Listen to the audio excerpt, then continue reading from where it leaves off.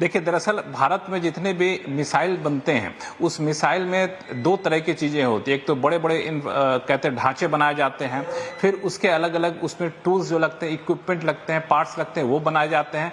लेकिन उसमें से बहुत बड़ी मात्रा में ऐसे इक्विपमेंट को जो मिसाइल में लगते हैं उसको इम्पोर्ट करना पड़ता है, क्योंकि जिस लेवल का टेक्नोलॉजी चाहिए या तो DRDO डेवलप करता है या फिर विदेशी कंपनियां डेवलप करती हैं। लेकिन DRDO जो रक्षा मंत्रालय का जो एक रिसर्च ऑर्गेनाइजेशन है, वो टेक्नोलॉजी का ट्रांसफर उतनी आसानी से नहीं करता है।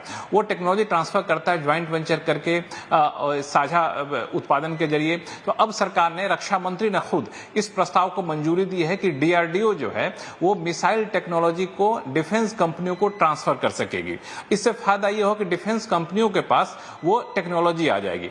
अब उस टेक्नोलॉजी का इस्तेमाल करके उनको भारत में ही डिफेंस मिसाइल सिस्टम से जुड़े हुए इक्विपमेंट को तैयार करना होगा। तो दरअसल उनको सीधे टेक्नोलॉजी मिल जाएगी, कोई ज्यादा बंदिशें नहीं रहेगी। सिर्फ अंतर यह रहे कि आपको भारत में उसको डेवलप करना है और भारत को डिफेंस की जरूरत है, उसके हिसाब से आपको मिसाइल तैयार करना है। तो डिफेंस कंपनियों को DRDO के मिसाइल टेक्नोलॉजी का मिलना आसान हो जाएगा। ये इसलिए महत्वपूर्ण है क्योंकि कई सारी कंपनियां, BDL है, HAL है, बहुत सारी कंपनियां डिफेंस मिसाइल बनाती हैं, लेकिन टेक्नोलॉजी की किल्लत की वजह से कई बार उनको इंपोर्ट करना पड़ता है। अगर आपको याद हो तो मैं देख रहा था कि अभी खासतौर से आकाश मिसाइल हो, S-400 हो, इन सब के लिए समय समय पर सरकार इक्विपमेंट को इंपोर्ट करती रही। अभी इसी साल रूस के साथ एक करार हुआ है जहां से मिसाइल सिस्टम करीब 445 करोड़ रुपए का इंपोर्ट होना है। तो इंपोर्ट निर्भरता कैसे कम किया जाए उसकी तरफ सरकार ने कदम उठाया है और सीधा सा ये फैसला लिया कि DRDO जो भी मिसाइल टेक्नोलॉजी डेवलप कर चुका है वो सीधे डिफेंस कंपनियों को ट्रांसफर करेगा और डिफेंस कंपनियां भारत में ही जिन